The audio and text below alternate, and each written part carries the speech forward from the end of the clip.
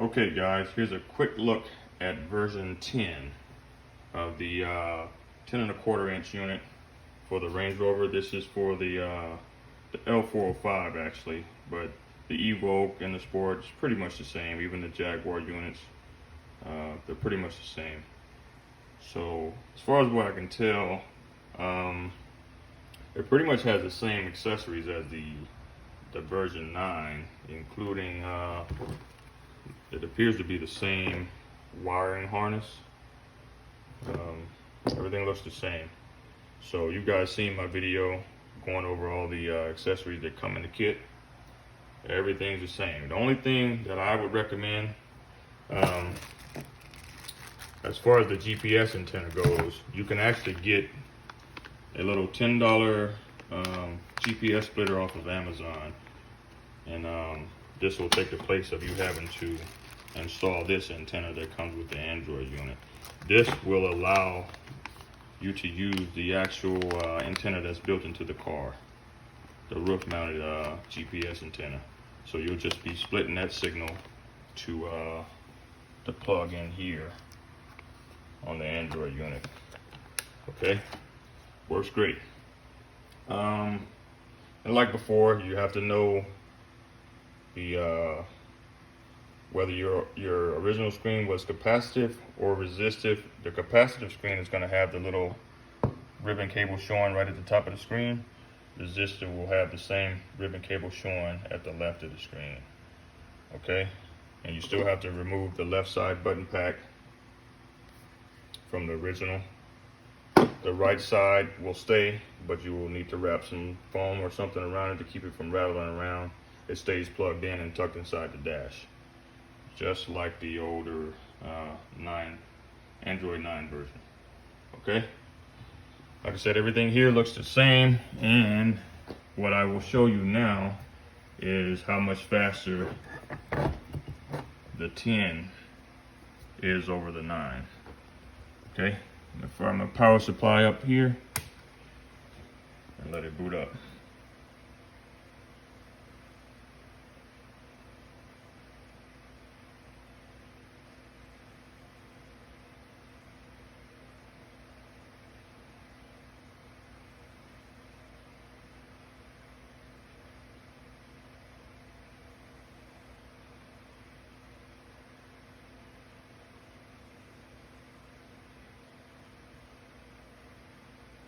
And there you have it. I think that's significantly faster than the Android 9 version. I think about 20 to 25 seconds faster actually. So you guys be the judge of that. You can go back and watch the older videos and time it and see if it's worth it for you.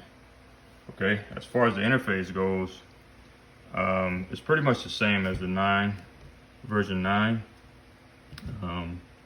You go back to your original display there. Of course, I don't have it connected to the car, so it's not going to show the original interface there.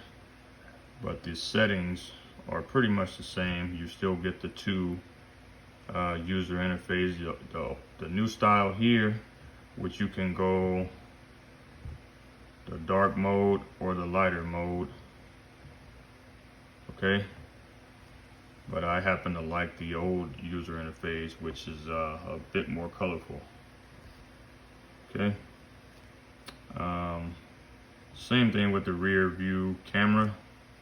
You have to select the original camera to show your original backup camera. The network, you want to go to Wi-Fi set and connect your Wi-Fi hotspot. Yeah, everything seems pretty much the same. System settings is pretty much the same as well. Your factory set here.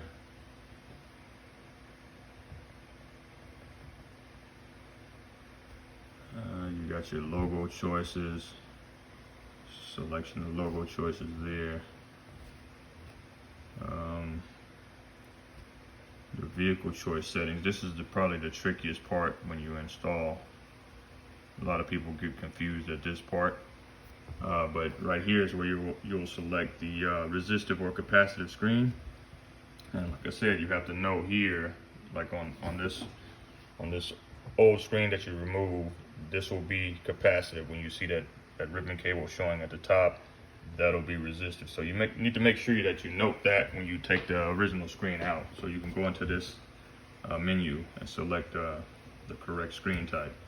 As far as the dual view and single screen, I think the dual view is only an option over in the UK and maybe some other countries, but I haven't seen a Range Rover with dual view here in the US, so I don't know, but it's there. But as far as the dual view goes, it does not work on these screens at all, but you do have to select whether your original screen had the dual view. Okay. If you have the Harman system, which is rare, you have to make sure you select Harman engine instead of the Bosch engine. Here is the resolution type. Different resolution types on different vehicles. Mainly for Range Rovers, I think it's been resolution 3. But if your original display is not showing correctly, you'll just have to go through these and select, one at a time until it shows correctly. Here for the key template, if you touch here on this little key template screen, you'll see how it blows up bigger, and all you got to do is scroll up and down to select the one that closest match your original button packs on the left and right side. You want to select the closest match to your original. So you might want to take a picture of your original before you remove it, so you remember what they look like. I think mine was 8. And then to activate those buttons, you have car 1 through 7, so you have to start with car 1 and work your way down until all those buttons on the left and right side are activated. I think mine was 4, so just keep that in mind. It's real easy to figure out. It's just a little time consuming when you're setting the thing up for the first time. Okay. All right. Other than that, everything pretty much seems the same as the version 9. The only significant difference is the boot up time, and like I said, you guys can be the judge of that. To me, it seems like it's about 20 to 25 seconds faster. If it's worth it for you, then hey, so be it. Any questions or concerns, you can always give me a call or a text message, and I'll be happy to answer it for you. Okay? I hope this helps you guys, and look forward to talking to you soon. All right, peace.